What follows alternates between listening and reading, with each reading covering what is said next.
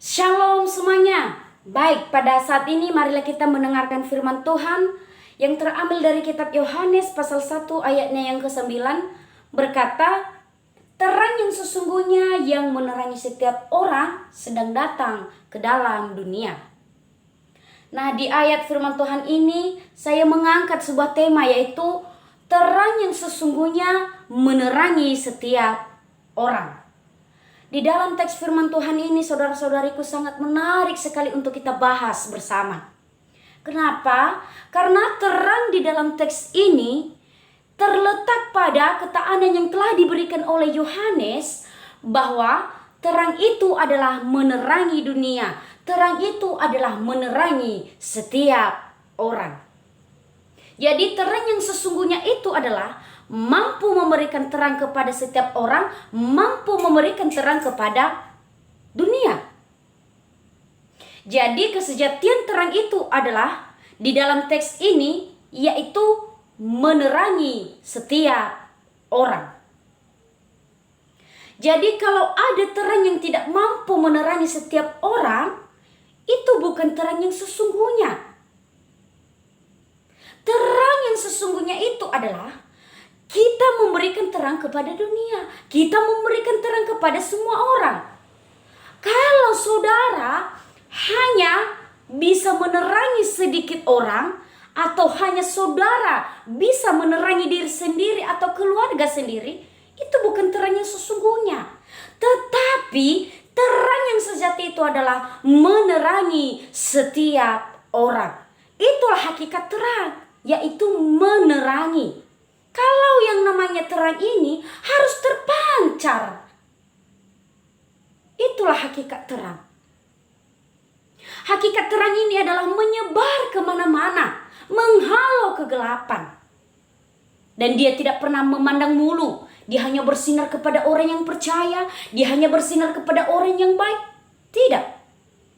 Tapi dia tetap menerangi semua orang tanpa pilih bulu, tanpa pilih suku, tanpa pilih ras dan agama, saudara-saudaraku. Dan terang yang sejati itu adalah tidak diskriminatif. Nah, kita juga perlu tahu bahwa tidak pernah ada dalam sejarah bahwa terang itu kalah dengan gelap. Tidak. Kenapa? Karena sepekat apapun akan hilang dengan adanya terang. Gelap seberkas apapun akan hilang dengan adanya seberkas terang. Haleluya. Jadi saudara-saudaraku, orang yang percaya Yesus akan mampu menyinari kegelapan itu. Baik itu kegelapan pikiran, kegelapan kata-kata, kegelapan sikap, dan kegelapan ucapan. Dengan seberkas terang Kristus yang ada pada kita. Katakan amin. Haleluya. Di dunia ini saudara-saudaraku sedang membodohkan terang.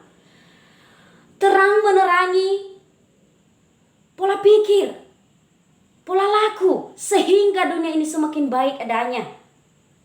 Yesus adalah terang yang sesungguhnya, bukan yang palsu.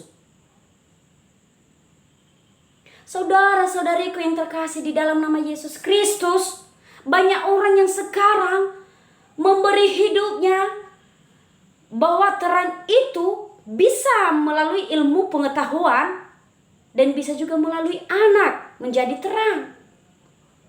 Tapi ingat, terang yang sejati itu adalah hanya Yesus. Kemajuan teknologi, punya anak, punya jabatan, punya harta, itu bisa menerangi saudara. Tapi itu hanya sementara, saudara-saudaraku. Itu akan tinggal nanti di dunia.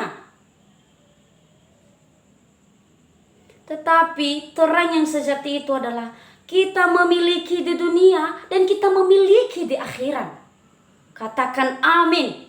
Haleluya. Jadi ada manusia yang sekarang dia menyerahkan seluruh hidupnya ke dalam dunia kepalsuan ini. Sehingga dia membuat stres, lakan, stroke, dan mati, saudaraku. Tetapi ketika kita menyerahkan seluruh hidup kita ke dalam tangan Tuhan, maka Dia akan menerangi jalan kita. Sehingga jalan kita penuh kebahagiaan, penuh sukacita dan damai sejahtera. Kita terhindar dari segala kekecewaan.